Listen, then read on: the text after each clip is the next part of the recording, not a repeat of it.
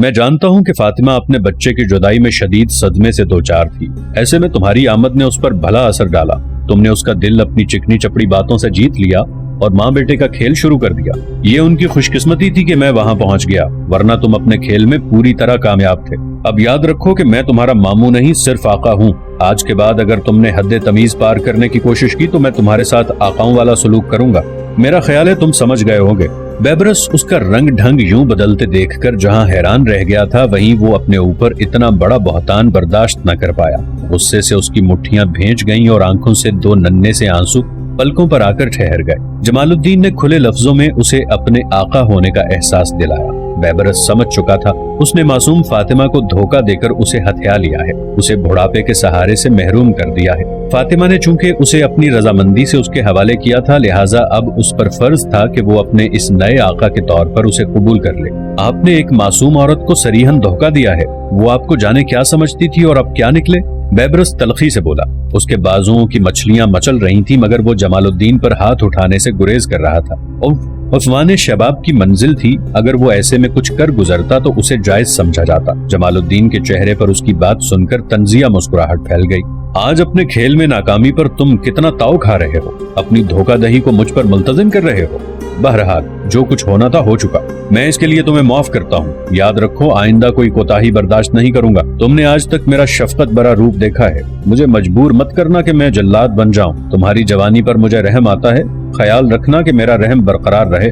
जमालुद्दीन के लहजे में सख्ती के साथ साथ धमकी भी थी। बेबरस ने उसकी बात पर मुंह बनाया। वो फौरी तौर पर उसे कुछ कहना नहीं चाहता था। उसे किसी मुनासिब मौके की तलाश थी जब वो उसके किए पर सजा दे सके। फातिमा से जुदाई और जमालुद्दीन के बेइतनाई नुमा धोखे ने उसे शदीद सदमे से दोचार किया था, मगर जल्द ही खुद पर काबू पा लिया, क्योंकि ऐसे अभी कई मोड़ उसकी जिंदगी में आना थे जिनके लिए उसे कब्ल अज़ वक्त तैयारी करना थी।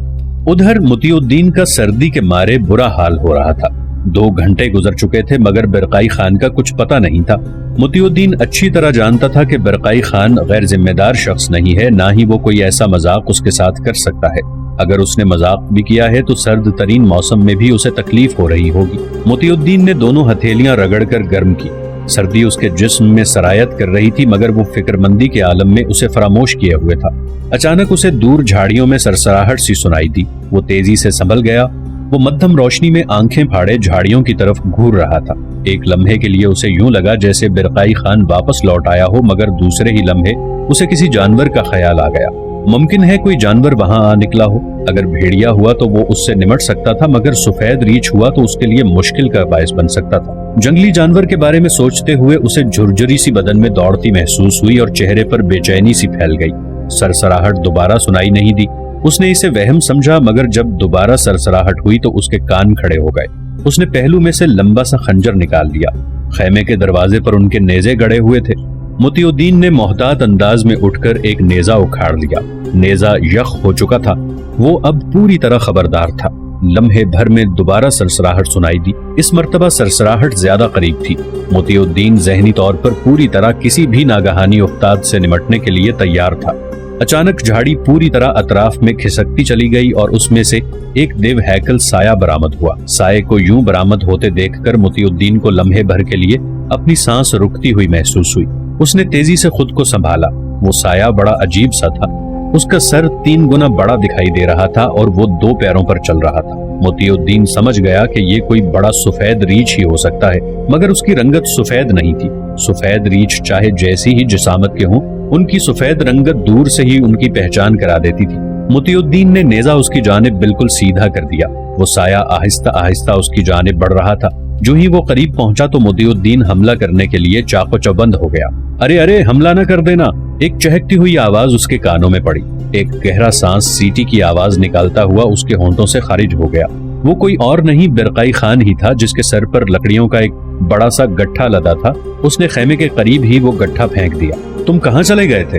मैं इतनी देर से तुम्हारे इंतजार में यहाँ बाहर बैठा परेशान हो रहा हूँ। मुतियुद्दीन ने शिकवे के लहजे में कहा।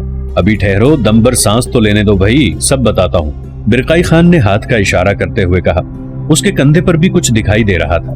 जब उसने वो शय कंधे से उतारी तो मुतियुद्दीन ने देखा वो एक औस जिसामत का जानवर था जो खून से लथपथ था। बरकाई खान ने खैमे के पास पड़े पत्थर तेजी से चुनना शुरू कर दिए। मोती उद्दीन उसका मकसद समझ गया था। उसने आगे बढ़कर उसके काम में हाथ बटाना शुरू कर दिया। दोनों ने मिलकर दायरे की शक्ल में पत्थर जोड़ दिए। इस काम से फारिग होकर बरकाई खान ने लकड़ियां उस दायरे में डालकर उन पर शराब की बोतल खोलकर उंडेल दी। लकड़ियां बिल्कुल खुश्क थीं, जिन पर मोतीउद्दीन को भी हैरत थी। जब लकड़ियों को आग दिखाई गई तो वो तेजी से भड़क उठी। आग का बड़ा सा अलाव आसमान से बातें करने लगा। खैमे के अतराफ में आग की तेज रोशनी फैल गई। मोतीउद्दीन को ऐसे लगा जैसे दिन निकल आया हो। बरकाई खान ने खामोशी से उस जानवर को सीधा किया और खंजर से उसकी खाल उतारने लगा। आग की रोशनी में मोतीउद्दीन ने देखा वो बड़ा अजीब सा जानवर था। देखने में वो मेंढा लगता था, मगर उसके बदन पर लंबे लंबे बाल मौजूद थे। बाल भी कुछ ऐसे थे जैसे किसी ने गोंद लगाकर उनकी मोटी मोटी लटें बना दी हों। ये क्या चीज है? आज से पहले तो मैंने इसे नहीं देखा। मोतीउद्दीन ने सवाल किया। इसे याख कहते हैं, बरकाई बोला। ये नायाब जानवर है, उमूमन पहाड़ियों की चोटियों पर पाया जाता है। इसे बुलंदी की जानिब चढ़ने की आदत होती है। बड़े बुजुर्ग कहते हैं कि जब नीचे की तरफ देखता है तो गहराई देखकर इसका दिल दहल जाता है और ये इसी खौफ में मजीद ऊपर चढ़ता रहता है। इसी तरह ये चोटियां सर कर लेता है। मुझे तो ये मेंढे जैसा लगता है, मोतीउद्दीन ने कहा। वो अजीब निगाहों से उसे देख रहा था। तुम्हारा ख्याल ठीक है, मैंने भी सुना है ये मेंढे के खानदान में से है। बरकाई खान उसे बातें करने के साथ साथ उसकी खाल उतारने में मसरूफ था। ये तुम्हें अचानक शिकार पर निकल जाने की क्या सूझी? मैं यहाँ अलग परेशान रहा कि कहीं तुम्हें कोई हादसा न पेश आ गया हो। मोतीउद्दीन ने मुंह बिसोर कर पूछा। उसकी बात सुनकर बरकाई खान के दांत निकल आए। मेरा इरादा शिकार का नहीं था, मैं तो इन झाड़ियों से लकड़ियां चुनने गया था। रात को अगर आग लगा दी जाए तो खैमा महफूज हो जाता है। जंगली जानवर आग की रोशनी देखकर दूर ही से भाग जाते हैं। मैं अभी लकड़ियां चुन रहा था कि मेरी नजर इस पर जा पड़ी। मैंने इस पर छलांग लगाई, मगर ये मेरे हाथों से फिसल कर निकल गया। मुझे हाथों से शिकार निकलता देखकर जोश आ गया।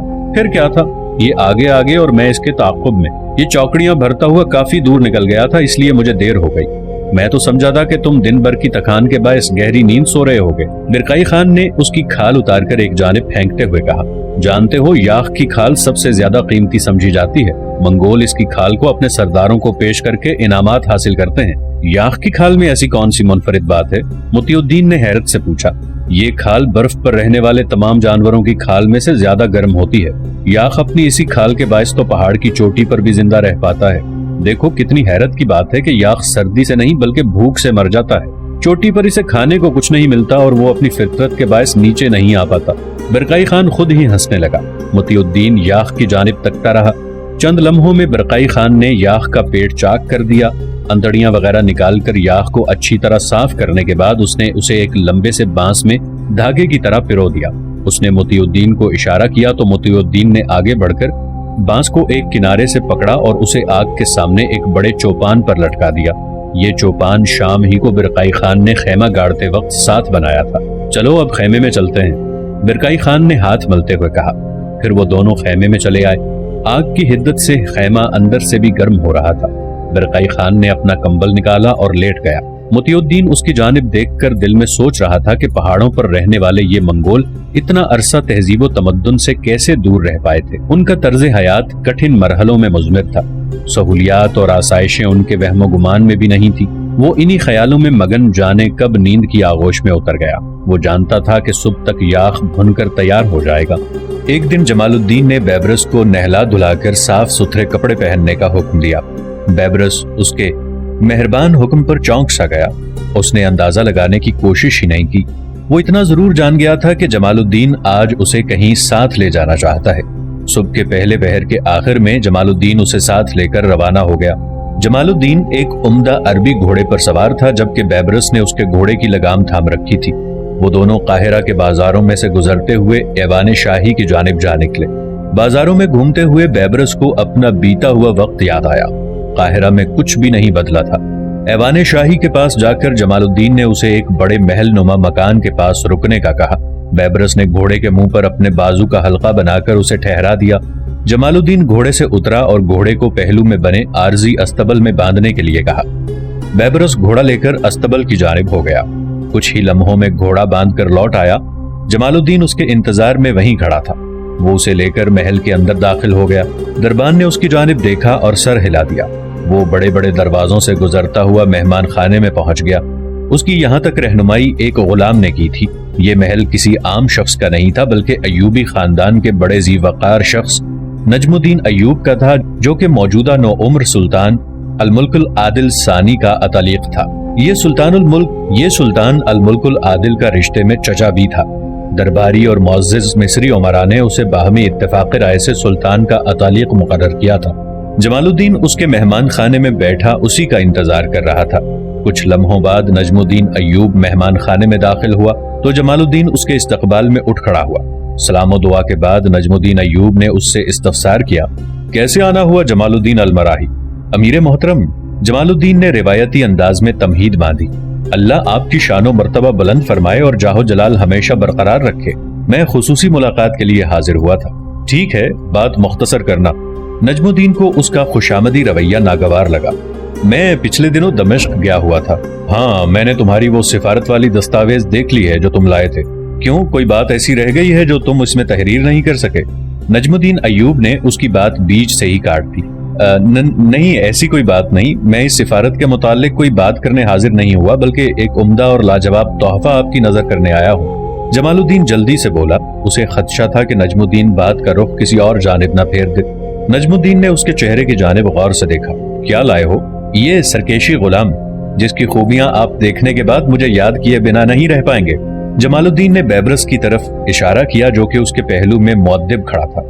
میں جانتا ہوں کہ آپ کو میری بات پر حیرت ہوئی ہوگی، آپ کا حیران ہونا بھی بجا ہے، لیکن یہ کوئی معمولی غلام نہیں، اس میں خاص باتیں پوشیدہ ہیں جو جناب کی نگاہیں جلد ہی جان جائیں گی۔ بیبرس جمال الدین کا منہ دیکھ رہا تھا کہ وہ کیا کہہ رہا ہے۔ اس کے خواب و خیال میں بھی نہیں تھا کہ جمال الدین اس حد تک پستی میں گر جائے گا کہ اسے بیچ کر اس کی قیمت بٹورے گا۔ نجم الدین ایوب نے نگاہ اٹھا کر بیبرس کی جانب غور سے دیکھا۔ اس کے بعد اس کی نگاہیں جمال الدین کے چہرے پر گڑ گئیں۔ وہ تیز لہجے میں بولا، اپنا مفاد بیان کرو، یہ کیا کہہ رہے ہیں آپ؟ مطیع الدین خجل سا ہو کر رہ گیا تھا۔ بات کو دائیں بائیں گھمانے کی ضرورت نہیں، میں تمہارے چہرے کو اچھی طرح پڑھ رہا ہوں کہ تمہارے دل میں کیا ہے، اس لیے جو بات دل میں لیے یہاں آئے ہو وہ کہہ دو۔ نجم الدین کی زمانہ شناس نگاہیں اس پر جمی تھی۔ وہ بات کچھ یہ تھی کہ جمال الدین نگاہیں جھکائے لفظوں کو ترتیب دینے کی کوشش کر رہا تھا۔ میرا بڑا بیٹا فرقان الدین اب اس قابل ہو چکا ہے کہ اسے کسی عہدے پر لگایا جا سکے۔ میں چاہتا ہوں کہ آپ اسے قاضی القضاء یا صیغہ احتساب میں صاحب دیوان لگانے کا نامہ جاری کر دیتے۔ وہ خود ہی خاموش ہو گیا۔ قاضی القضاء یا صیغہ احتساب ہی کیوں؟ نجم الدین ایوب کڑے لہجے میں پوچھنے لگا۔ وہ تو یوں ہی منہ سے نکل گیا۔ جمال الدین گڑبڑا سا گیا۔ میں اچھی طرح جانتا ہوں کہ تم جیسے لوگ عدل و انصاف میں ڈنڈی مارتے ہیں اور غربا کے حقوق غصب کر لیتے ہیں، بے ایمانی اور لوٹ مار کی دکان کھولنا چاہتے ہو اور مجھی سے اس کار غلط کی اجازت مانگتے ہو، میرے ہاتھوں سے غلط کام کروانے چلے آئے۔ نجم الدین ایوب گرج اٹھا۔ اس کی آواز فرتے جوش سے پورے مہمان خانے میں گونج رہی تھی۔ بیبرس جمال الدین کا مقصد جان کر جہاں تڑپا تھا وہیں اس کے ساتھ ہونے والے سلوک کو دیکھ کر زیر لب مسکرا رہا تھا۔ آپ نہ صرف میرے بارے میں غلط اندازہ لگا رہے ہیں بلکہ مجھ پر الزام بھی تھوپ رہے ہیں، یہ میں برداشت نہیں کر سکتا۔ جمال الدین براہ راست حملے کو برداشت نہیں کر پایا اور تڑک کر بولا۔ اس کا چہرہ غصے سے تپ رہا تھا۔ یہ بناوٹ میرے سامنے نہ ہی کرو تو اچھا ہے، جمال الدین تم جیسے لوگوں کی رمز سے میں بخوبی واقف ہوں۔ نجم الدین ایوب نے طنز کی، ساتھ ہی اس نے اپنے غلام کو اشارہ کیا۔ اشارہ پاتے ہی غلام وہاں سے چلا گیا۔ کچھ دیر بعد لوٹا تو اس کے ہاتھ میں ایک بڑی سی کتاب اور ایک قلم دان تھا۔ نجم الدین نے کتاب اپنی گود میں رکھ کر اس میں سے ایک کاغذ نکالا اور اس پر تیزی سے کچھ لکھنے لگا۔ کچھ ہی لمحوں میں اس نے تحریر کی ایک دوسری کاپی بنا ڈالی۔ جمال الدین اس کی جانب دیکھتے ہوئے بے چینی سے پہلو بدلتا رہا۔ یہ لو، اپنا غلام بھی لے جاؤ۔ حضور، غلام تو میں نے آپ کو نظر کیا ہے اور میں دی ہوئی چیزیں واپس نہیں لیا کرتا، چاہے میری اس فریق سے صلح ہو یا جھگڑا۔ جمال الدین نامہ پا کر تیزی سے بولا۔ اس کے دل میں نامہ ملنے کی خوشی میں گدگدی سی ہونے لگی۔ کیا نام ہے تمہارا جوان؟ بیبرس بن قداری۔ بیبرس نے اچانک اس کا رخ اپنی جانب مڑتے دیکھ کر جواب دیا۔ کہاں کے رہنے والے ہو؟ کیچاک کا۔ تاتاری ہو؟ نہیں، ترک ہوں۔ تلوار چلانا جانتے ہو؟ جی ہاں، تاتاریوں سے سیکھی ہے۔ اگر تمہاری صلاحیتوں کا امتحان لیا جائے تو؟ نجم الدین اس سے بات کرنے کے دوران کوئی خاص بات محسوس کر رہا تھا۔ تلوار تھامے ایک طویل زمانہ گزر گیا ہے، کچھ دن کی مہلت ضرور چاہوں گا۔ جرت بھی ہے اور صاف گوئی بھی، تم کام آ سکتے ہو۔ نجم الدین نے اپنے غلام کی جانب دیکھتے ہوئے کہا، اسے ساتھ لے جاؤ اور اس کی منشا کے مطابق مہلت دو، جب یہ مکمل تیاری محسوس کرے تو ہمیں خبر دینا، میں خود اس کا امتحان لوں گا۔ غلام آگے بڑھا اور اسے ساتھ لے کر مہمان خانے سے باہر نکل گیا۔ نجم الدین نے جب سوالیہ نگاہوں سے جمال الدین کی جانب دیکھا تو وہ تیزی سے اٹھ کھڑا ہوا اور سلام کرتا ہوا باہر نکل گیا۔ اس کے رخصت ہو جانے پر نجم الدین ایوب اٹھا اور مسکراتا ہوا محل کے اندر لوٹ گیا۔ کوئی نوکیلی سی چیز متی الدین کو اپنے پہلو میں چبھتی ہوئی محسوس ہوئی۔ اس نے غیر ارادی طور پر اسے پیچھے ہٹانا چاہا مگر وہ مسلسل اپنی جگہ پر قائم رہی، بلکہ اس میں دباؤ بڑھتا گیا۔ چبھن درد میں بدل گئی تو متی الدین تڑپ اٹھا۔ اس نے یکدم آنکھیں کھول دی۔ وہ اپنے بستر میں ہی تھا۔ اس نے تیزی سے پہلو میں چبھنے والی چیز کی طرف دیکھا تو اسے نیزے کی چمکتی ہوئی انی دکھائی دی۔ اس نے تیزی سے نگاہ اٹھائی تو اسے اپنے سامنے 3 قوی ہیکل اور خونخوار منگول چہرے دکھائی دیے۔ ان میں سے ایک نے اسے نیزے کی انی چبھو کر بیدار کیا تھا۔ اس نے گردن گھما کر دیکھا تو برقائی خان کا بستر خالی پڑا تھا۔ وہ اب نیند کے خمار سے مکمل طور پر باہر آ چکا تھا۔ متی الدین نے منگول کی اس حرکت پر کسی فوری رد عمل کا مظاہرہ نہیں کیا، بلکہ اس کی جانب استفہامیہ نگاہوں سے دیکھنے لگا۔ منگول نے اس کی توجہ اپنی جانب مبذول پا کر اسے باہر نکلنے کا اشارہ کیا۔ متی الدین جب باہر نکلا تو سورج خاصا اونچا ہو چکا تھا۔ الاؤ میں جلائی گئی لکڑیاں اب بھی سلگ رہی تھیں۔ باہر نکل کر متی الدین نے دیکھا کہ وہ صرف 3 نہیں تھے بلکہ پورا قبیلہ ہی وہاں موجود تھا۔ انہوں نے سرخ رنگ کے عجیب سے لباس پہنے ہوئے تھے۔ ان کی پنڈلیاں اوریاں تھیں، پاؤں میں کھال کے بنے ہوئے جوتے تھے اور سروں پر مختلف جانوروں کے خول بنے تھے۔ ان خولوں کے نیچے کسی جانور کی کھال کے بال لٹکتے صاف دکھائی دے رہے تھے۔ کچھ افراد کے پاس تو چپٹی تلواریں تھیں جبکہ باقی سب کے پاس دوہرے منہ والے نیزے تھے۔ متی الدین ابھی تک صورتحال سمجھ نہیں پایا تھا۔ برقائی خان کو اس کی نگاہوں نے تلاش کرنا چاہا مگر وہ ان میں موجود ہوتا تو دکھائی دیتا۔ متی الدین کی نگاہ دوسری طرف پڑی تو وہاں ایک بڑے خول کی ٹوپی پہنے ایک منگول بڑی بے دردی سے گوشت کے بڑے ٹکڑے پر دانت گاڑ رہا تھا۔ گوشت کا ٹکڑا اس کے ہاتھوں میں دیکھ کر اسے یاخ کا خیال آیا۔ اس نے تیزی سے الاؤ کی جانب نظر پھیری تو وہاں ہڈیوں کے ڈھانچے کے سوا اسے کچھ نہ ملا۔ برقائی خان کا شکار کیا ہوا یاخ کھا گئے تھے۔